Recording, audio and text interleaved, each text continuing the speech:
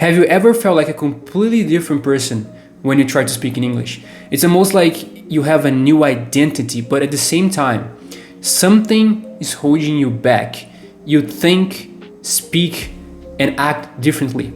It's frustrating because you know all the words, but they don't come out the way you want. And for me, it was the same way.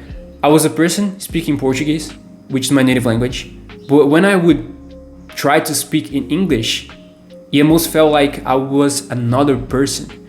I was not very confident, in my native language anyway, but with English, it felt like I was soulless in a way, and it was kind of funny.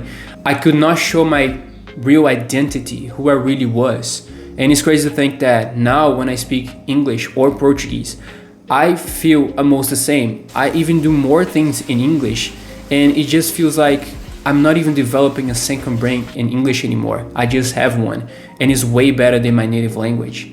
So when I first started learning English, I felt like I was collecting words like they were puzzle pieces in a way, scattered and disconnected. I would learn a new word or phrase one day, and by the next week, it felt like it disappeared from my mind completely.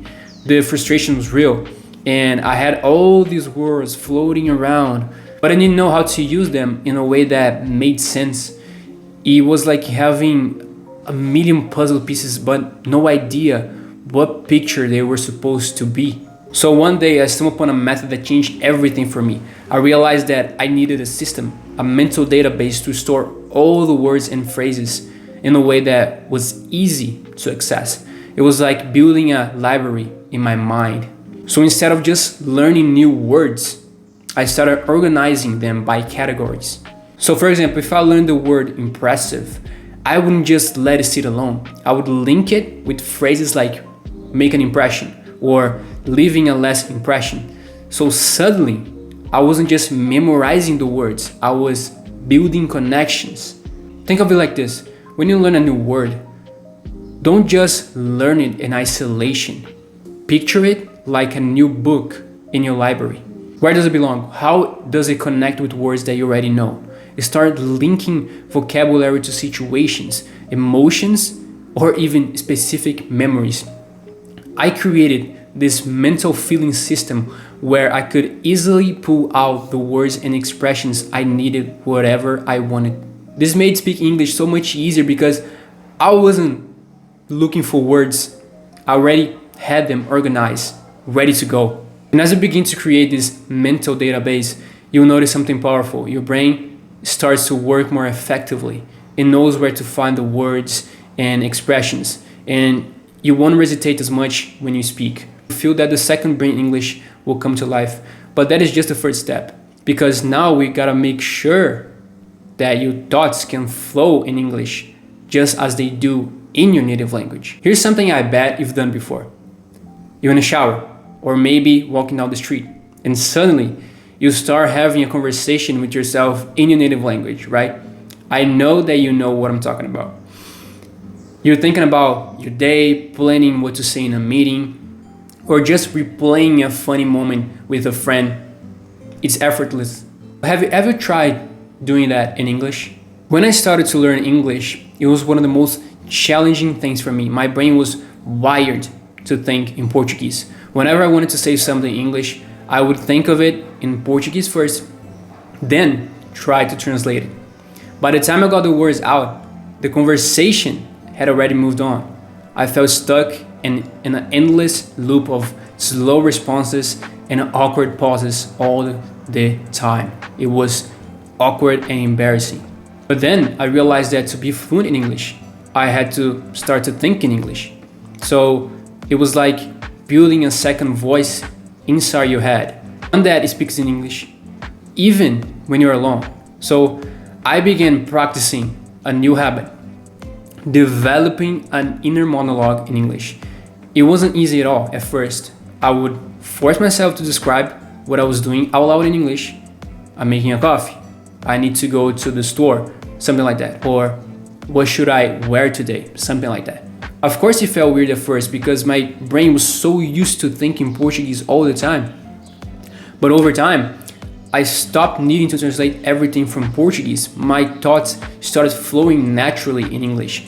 I wasn't just speaking English, I was thinking English. And this was a game changer because when you think in English, you can respond faster.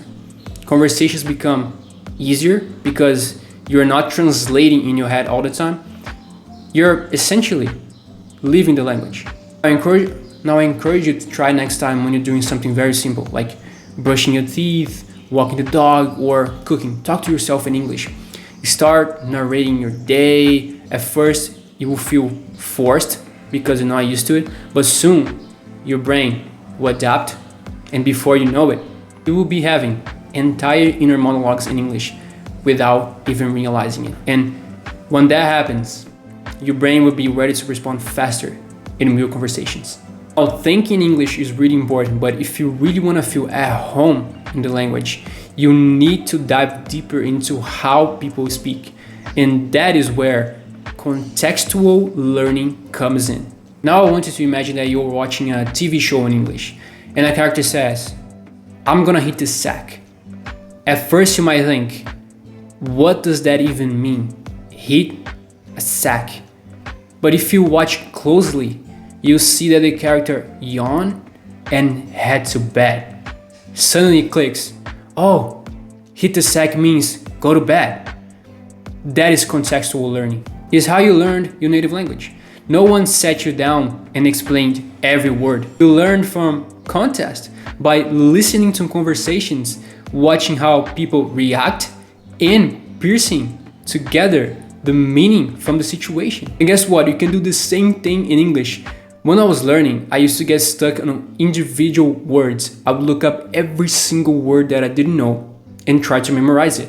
But I wasn't making much progress. It wasn't until I started focusing on the bigger picture, on how words are used in context, that things started to click instead of obsessing over every word.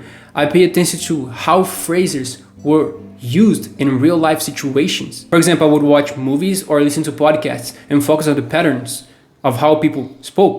If I heard someone say, "I would take a rain check," for example, I wouldn't immediately rush to translate it. I would try to understand the context. Why did they say that? What was happening in the conversation? By doing this, I started to internalize language patterns naturally, and over time, those patterns become a part of my own speaking style. Now, contextual learning isn't about memorizing phrases all the time. It's about understanding why and when people use them. It's about picking up on the rhythm and flow of the language. The more you expose yourself to English in real context, whether through TV shows, conversations, or books, the more your brain will absorb those patterns. You will start to speak more naturally without overthinking it. So immerse yourself in English as much as possible. Watch movies, listen to podcasts, have conversations, and pay attention to how the language works in context.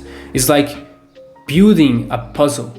Piece by piece, you will start to see the big picture, and soon your English second brain will think and speak just like a native, or very similar to one. Now, developing a second brain for English fluency isn't just about memorizing words or perfecting grammar. It's about creating an entire system in your mind that mirrors how you speak and how you think in your native language.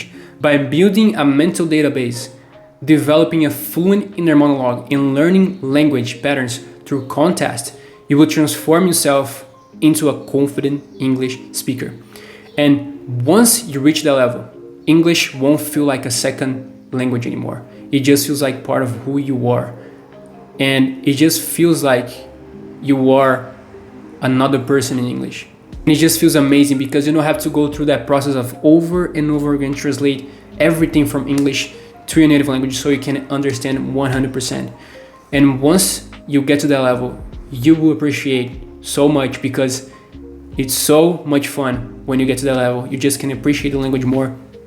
You don't have to go through that process every single time that you try to speak in English and every time you try to think in English. But there's another thing really important for you to develop a second brain in English more naturally is practicing your speaking skills. especially if you don't have anyone. This video right here will show you how you can do it by yourself, especially if you don't have anyone and or an introvert. See you soon.